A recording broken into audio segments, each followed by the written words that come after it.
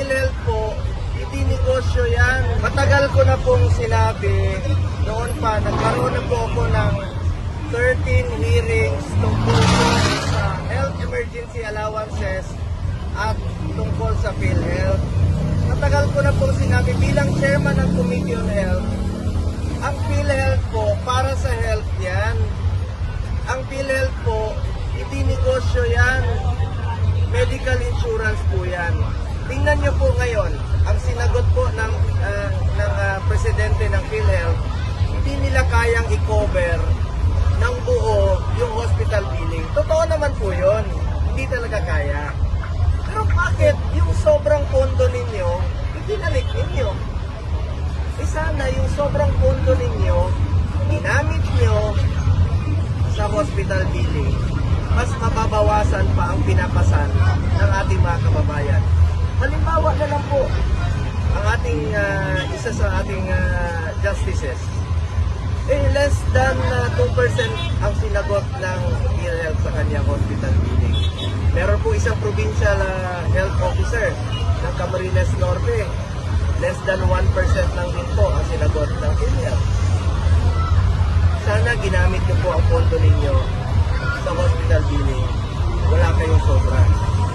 Ngayon, nagkakandara pa kayo, ang dami niyo po mga anti-poor policies tulad ng 45 days na coverage lang po ng PhilHealth. Bakit hanggang 45 days lang? Ngayon yung pa tinanggal. Sulit po ang pangungulit. Dahil ngayon yung tinanggal itong 45 days policy ninyo, ngayon wala nang limit. Bakit ngayon nyo lang ginawa? Noon, meron pong single period of confinement policy na bawal i-cover muli ng PhilHealth sa pangalawang pagkakataon kung magkasakit ka ng pneumonia. Sa ating pagpupursige, tinanggal nyo na po ito. Ang dami nyo pong mga old and anti-poor policies na dapat nyo pong i-review. Huwag nyo na pong antay na humantong pa po sa ganito. Marami pong pasyente na kailangan ng tulong, naghihingalo, na walang pambayad. Karamihan sa mga pasyente takot magpa-hospital dahil takot sa babayarin sa hospital. Gamitin niyo po ang pondo ng PhilHealth para sa health. Nakikiusap po ako bilang chairman ng Committee on Health. Hindi po kayo pipigilan. Babantayan ko po kayo.